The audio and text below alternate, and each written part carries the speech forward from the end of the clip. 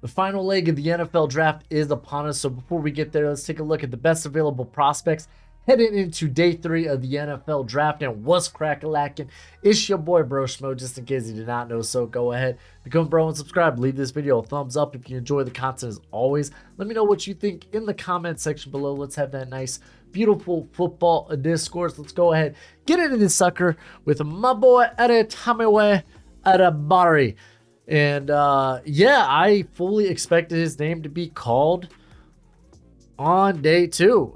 It didn't surprise me that he just slipped, that he didn't go into the first, but I was truly shocked at him not going in day 2. And I think a lot of that has to do with probably how the NFL views him, because like dude's got historic testing when it comes to the defensive interior prospect, but also he's small for a defensive interior prospect, but he's got good length.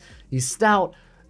Dealing with stout guys that have like great length, 34-inch arms is very difficult for interior players. However, is he just a pass rush only type of guy? Is he a 3-down player? Those are probably a lot of the questions NFL teams have, and they kind of see, okay, if he's an interior player, on like how's he going to be able to handle double teams, handle run fits, and they probably don't have a lot of confidence with him in that. He played majority of the time out on the edge for Northwestern. It was about 450 times on the outside, and then everything inside of the tackle was about 250, but his missed tackle rate was super high. He was not good out in space. So then there's like, okay, well, we can't play him out in space on early downs either. So what can we do? Like, the dude's got to rework his tackling technique. So they probably just view him as a developmental guy, as a project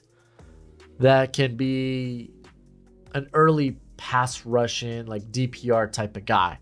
So that's why that's what I'm assuming what this massive fall is for Adetomiwa. It hurts because he's the guy that I really fell in love with during this process. Some of the spots he could maybe go on day 3, because falling out of the 4th, man, that would be kind of wild for me, but it can't happen. The Texans do have pick 104, pick 105 fairly early on day 3. That could be a spot. Maybe the Jets. Like, I think Saleh would love a cat like this. And then there's the Panthers, like, because I truly believe, I truly trust Evero to know how to deploy him early in his career, early in his development. Next guy I got on the list is DeJuan Jones. This was wild because we didn't really see this coming. And like, I was like, we got late into day 2, and I'm like, there's gotta be, like, my assumption was he's a big mammoth of a man, and maybe they look at a guy like McKee, who has struggled with injuries, and they're probably going to worry, like, with injury concerns, just with his weight in general. So I'm like, that's probably the big reason why he's fallen. Other people brought up it was teams didn't like how uninvolved he was with the draft process, which I feel like the only thing they can really point to is at the Senior Bowl, after first day of practices, he was like, all right, it's shown enough, I'm out. And typically that's your agent telling you, okay, came in, you looked large, you moved well, you had a good day of practice, no need to risk injury or anything. So I'm not buying too much into that. I think maybe more of it is maybe concerned with his health. I fully expect him to go early on day 3. So, like, I'm looking at the Patriots at 107, the Raiders, who are very similar teams, Josh McDaniels, ha ha ha, he he he, they're at 109, and then maybe the Bengals come back up here at, I think it's 131. Yeah, they don't have another pick till then. I feel like that's the absolute floor for DeJuan Jones. And we have Keeley Ringo, another prospect some people were surprised didn't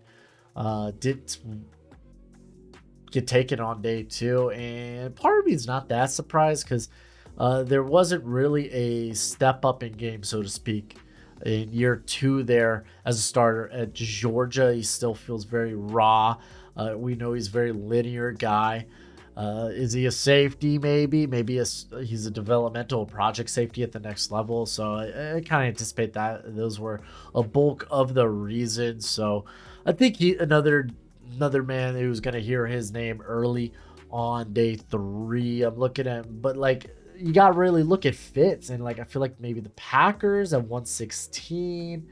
We have the Jaguars at 121, and then maybe the Chargers at 125. Like this is actually someone I think that could maybe actually have a decent fall. So that is definitely something to expect. Next, we have Tanner McKee, and I fully expected this.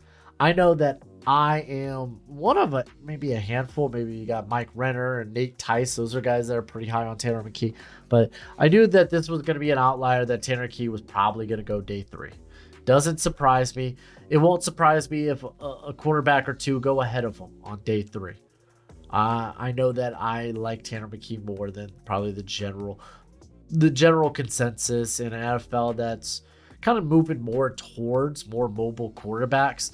Not that he's a statue, but it's not like he's a guy that's going to be able to consistently maneuver himself out of danger, out of trouble. But yeah, I knew 61 was probably a pipe dream. And I think I was saying this during the whole stream. I fully expect this guy to go on day 3. You could look at my underrated prospects video, and I even said I think he'd go on day 3. And I think it wouldn't surprise me if guys went ahead of him at the quarterback position on day 3, like Jake Haener, Clayton Tune, maybe Aiden O'Connell. But I think good fits are schemes that don't necessarily facilitate. There we go, a mobile quarterback. So like the Raiders, the Saints, the Vikings. I think those would be good landing spots for him. Next, Luke Whippler. Total surprise, because I look at Luke Whippler. I get it. He's not the strongest. He's not the fastest. But everything about this guy's game is exceptionally solid. Shocked me. Not saying it shook me, but it shocked me that he didn't go on day 2. It stunned me that guys like Juice Scruggs, Ricky Stromberg, other guys who were center prospects went ahead of him. I expect him to go very early. In round 4, I can see 106 to the Colts because Ryan Kelly is getting a bit older there. We got the Seahawks at 108 and the Falcons at, what pick would it be? 113. So I expect him to go pretty early in the 4th round. Kind of shocked me that Texans decided not to take CJ Stroud center in college, but I guess it is what it is. Next, Clark Phillips. I kind of expected him to go on day 2. But yeah, it was kind of expected the NFL was going to hate his size at 5'9", 184. Maybe he's a slot only, and maybe that's how the NFL's viewing him. And we've seen slot guys fall in this class. Really the only probably you would consider slot only prospects, like Brian Branch, who fell to 45 to the Lions. You got Quan Martin. But outside of that, like we really haven't seen someone who probably would be, at least early in their career, a big slot, like a slot player. So Clark Phillips falling to day 3 did, again, kind of shocked, because I don't think he's slot only. I'm just saying this is how the NFL probably perceives him. But he is someone that you can't really play and press or have try to, like, he's gonna get out muscled by bigger receivers. He just is. I mean, he's got that dog in him, and he's actually pretty muscular for his stature, but it's just like, it's just gonna happen at the NFL level. You're probably looking for schemes that kind of keep him on one side, so maybe like cover 2, cover 4. You don't really want him in match-in concepts, so you don't want him like picking up guys and having to go across the field. That's kind of where he loses his step. But he's got big play potential. He's 69 on my big board. Nice. Teams I expect him to go to, Packers would be a good fit. They don't have a pick until 116. We got the Jaguars, who slot position's kind of open there if they do want to just put him in the slot, which even in the slot, it's like you want him going across the field. And then I have the Ravens, who I think actually would be a pretty darn good fit. So they kind of went more towards zone concepts this past season. Next, Earl Brooks, another one that I'm going to tell you just didn't surprise me much. He came in 6'3", 236. Is he an interior? Is he an edge? He's kind of got a lighter lower body, so he's not going to handle double teams well. For an edge, he's got sub 32-inch arms. That's not great. So he's kind of this outlier that, like, he's got good tape. It is against lesser competition, but he dominated. Plays with a big motor, likes to play powerful, but without long arms, man, are you gonna really be able to take advantage of that? So it's like he's a guy that's like, I don't know how he exactly fits, and I actually finding good schemes for him was kind of difficult too. This wouldn't surprise me if we won't see him until the 6th round, like if he does fall further. So we could maybe the Colts, Browns, Vikings are systems that can kind of figure out what to do with him. Might actually just end up being an edge player, but yeah, the fall's not surprising. He also his combine or was it? No, it was pro day. He wasn't even at the combine.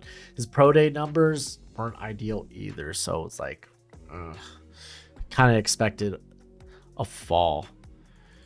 Next, Antonio Johnson. This one's a little bit more surprising. I kind of felt like he was firmly a day 2 player. I got him at 76 on my big board, 6'2", 198. I think this might be another case where it's like teams look at him, he's like, yeah, he's probably a big slot. He's probably a big slot.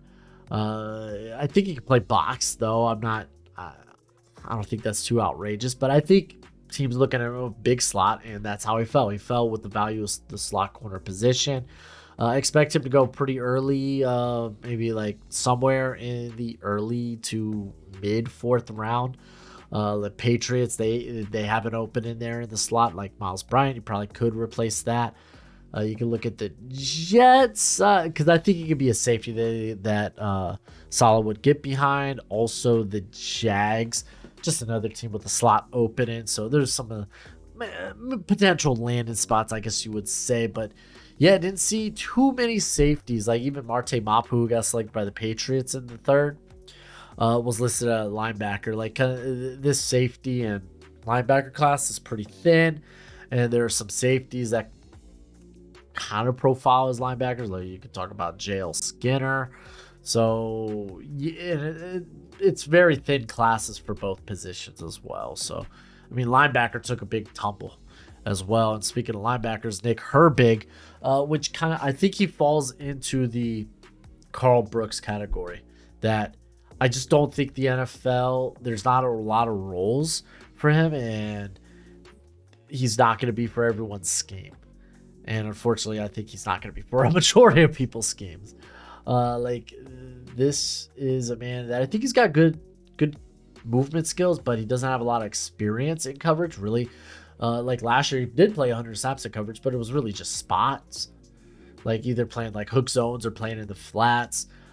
You're going to be asked to do more in the NFL. It's like, okay, maybe a pass rush, because like he has one of the best pass rush approaches, pass rush game plans of anyone else, but sub 32-inch arms.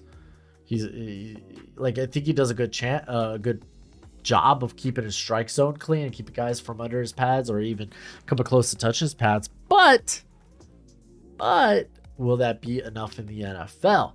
So he's kind of a tricky guy to pin down. Like if he goes in the 5th, it wouldn't surprise me.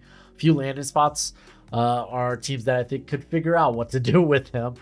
So like Bill Belichick and the Patriots, Patrick Graham and the Raiders, Mike Tomlin and the Steelers. So those are spots that I think would be good for him. And then I have Darius Rush. Kind of shocked he didn't go in the 1st round. I thought he had a pretty strong draft cycle, but admittedly, I wasn't like blown away by a lot of his tape. And you could be looking at someone who might be kind of restricted to only a handful of coverages, but he's got length. He's a very good athlete, so I think you could at least develop him well. So like I'm just shocked. I was just shocked he didn't go in day 2. I got him 84 on my big board. Looking at teams maybe early, go for him early in the 4th round. So the Texans, they got back-to-back picks at 105, 104. They could use a heir apparent to Steven Nelson. You got the Raiders, who they need corners. They have one of the worst cornerback rooms in football. The Falcons, I don't think would mind picking up a corner, getting more depth there. They got Jeffrey Okudah, but you're really going to trust him? They really just have AJ Terrell, and then they have sub-package guys. But yeah, I mean, honestly, I walked away shocked that his name did not come off the board. And let's run through some other guys, some I guess honorable mentions. Is these are my best available currently. They got Moro Ojamo, who's again probably more of a penetrating 3-tech, maybe a 3-4. And Isaiah McGuire. I was kind of shocked because while he had a very quiet draft process, like his game film's really good. Out of the many receivers that went, A.T. Perry not going kind of stunned me. And I think some people maybe just didn't like his route running. Felt like he could get lazy on routes sometimes. Because he has some good high end reps, but it's like there's not a lot of consistency with him, especially when it even comes to him being a jump ball guy. Which it's like when you got length like his, like you should be good at that. You really should. In a lot of cases, just letting the ball hit his pads. Dwayne McBride, I think he slips because he didn't run a 40, but we all kind of anticipated this guy's probably running like 4.65, 4.67. But he is a big bruising back, and I think he's got light feet, really light feet for more of a bruising style. It's just he doesn't have that pull away speed. So I think he's a good complement in a running back room. Jamie Robinson, I was kind of shocked. I don't know. I was gonna say I don't think the NFL views him as a slot, but look at his size, 5'11", 191. Are you playing this guy consistently in the box? I don't think he doesn't have the range to really be a center fielder either. So I can see why he got lost. Jalen Jones, not the fastest guy, probably a zone only, so kind of coverage specific. Zach Kuntz doesn't shock me. He falls. People are probably looking at him like a better athlete than actual football player, but man, I think those 90 percentiles in the athletic testing, the 6'7", 255, I would have rather taken him than guys like Schoonmaker, Brenton Strange, who went what, like 50 in the 55 to 61 range. I would have rather taken a shot on Kuntz at an ODU. I'm kind of intrigued to see if it's a medical thing, because he did have an undisclosed injury that ended his season on, I think it was the right leg, I'm not positive, and there were no specifics on that, but I know it required surgery, so maybe it's a medical thing, something to maybe look for it there. Blake Freeland, the tackle class fallen doesn't surprise me. It's not that great. Freeland's not a guy you can start early. He's more of a swing tackle early. Corey Trice, I thought was going to be a hot riser, because, man, this dude's movement skills and his size at 6'3", 206 is very intriguing. Andre Carter slide into day 3. A developmental guy, so a guy that's very far away from being someone that can contribute right away. And I mean, and then we're looking at guys like KJ Henry. It just looks like a good rotation. Ivan Pace, what's his role in the NFL? Eli Ricks was slow. I'm a big fan of Daniel Scott. I knew he was going to slip, though. Voorhees did surprise me that he fell, coming off tore the ACL at the combine, basically instantly shot him to day 3, unfortunately. Jalen Duncan, he's someone I don't think you can start now from a pass protection standpoint. Like, no. We had a good amount of running backs go on day 2, so it surprised me. Some of the guys that I really liked kind of went to the 4th round, as you can see. Like, I got 4th round grades on these guys, so them falling didn't surprise me. Like Sier, Lusugun, Wadatimi, Chandler Zavala, Ronnie Hickman, who watched for a slide there because he could end up being a slot, but he's got better size than some of the guys. I'm going to do this now. I keep forgetting. Sean Tucker, I want to move him down because of the heart problem. Still think he could be draftable, but I'm thinking maybe more in the mid-day 3 range. I'm just going to put him at the top of mid-day 3. I think that's probably a better spot for him. And I'm going to go to my running back rankings and move him appropriately. It's unfortunate. He might have got flagged at the combine, and they asked him to come back in and get reevaluated. It sounded like it might be something serious that could be like career ending, like similar to if you're familiar with Penn State's Journey Brown had to retire early, and it sucks. It's quite unfortunate here. I'm gonna go ahead and adjust my running back rankings. Man, there's still a lot of good running backs left. So this bumps him down to running back 17. Man, that sucks, and I hate that because I really love Sean Tucker. But yeah, I guess that's a wrap. For me, day 3 is going to be bright and early, so this one's going to come out pretty darn early. If you're on the East Coast, it's going to be like 8:30, so not that early for y'all, but I'm currently a 3-hour time difference, right? What's East Coast time right now? Yeah, it's a 3-hour difference, so yeah, I gotta wake up bright and early. But that's it for the video. Go ahead, do the YouTube thing.